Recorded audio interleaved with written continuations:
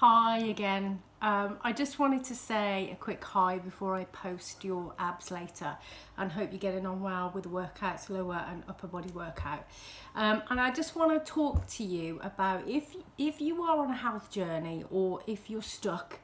So if you are you either want to put on weight or lose weight, whatever it is, I want you to just ask yourself why. And when you get there, whatever your goals are you going to be happy? So if you're in a size, I don't know, 18 and you want to get to a 12 and you've got this image in your head of how you're going to look and feel when you're that size 12. When you get there, are you going to be happy? So I just want you to think about that journey.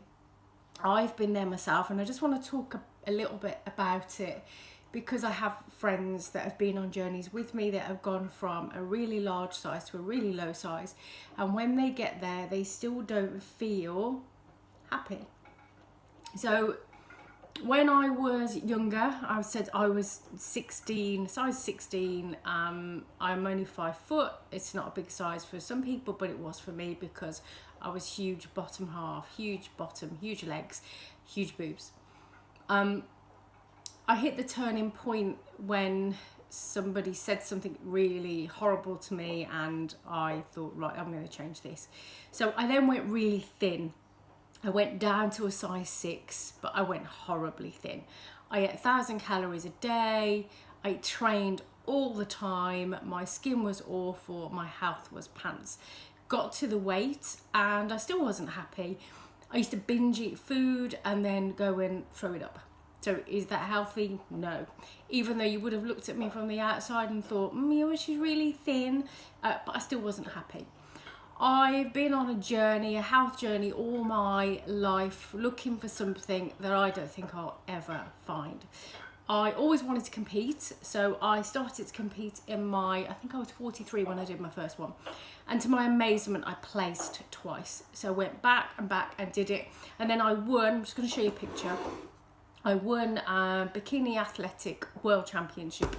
And this is how I looked. Not sure if you can see that, but I was, excusing the tan and the really bad makeup, ripped. I think I was about 7 stone 7 there. How did I feel? It was great for that moment. But if you look at that comp picture, I was starving. I stank to high heaven of the tan, the sweat. My feet were killing me. And it was momentary. It was that day. I just wanted to go out and eat as soon as I could. I was dehydrated, I felt pants. So if people look at those kind of pictures on Instagram, that's a shot. That's one moment in time. That was one day. One day where I was dehydrated. I could sip 10 ml of water every so often. I felt pants, my head was killing me, my back was killing me, my feet were killing me. So those are the types of pictures that you might see in magazines, Instagram, Facebook, and that's what you aspire to be. But does that exist? No. Is it a fun place? No.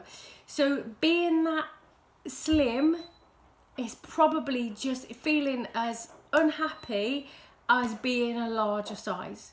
So whatever you're doing this for, if you are on a health journey with me or your own health journey, think about it from a mental health and a physical health point of view.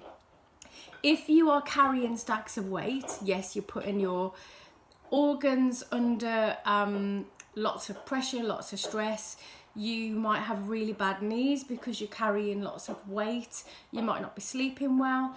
So you've got to think about exactly why you're doing this. And I'll help you get wherever you want. I'll post loads of information. But just think about that journey.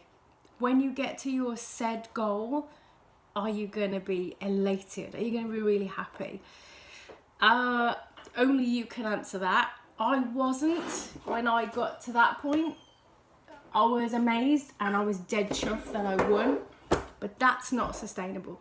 So if your goal is looking like something in a magazine, no cellulite, really slim legs, really pert lifted bottom, let me tell you, most women have what they call cellulite, which doesn't actually really exist. And if you want to listen to a brilliant podcast by Kim Constable, she talks about cellulite and what it is. We all have it, it's completely normal, but magazines airbrush it out so that we think we are no longer good enough. Some of the other reasons I did this, and I won't go into the ins and outs of it now, but I had a really horrible father. And when I was 10, he said to me, look at you, and if you have kids in the room, you might want to take this away. Look at you, you're all arse and no tits like your mother. I was 10 years old. Now that stuck with me. So much so that when I was 31, I went and I did have big boobs naturally.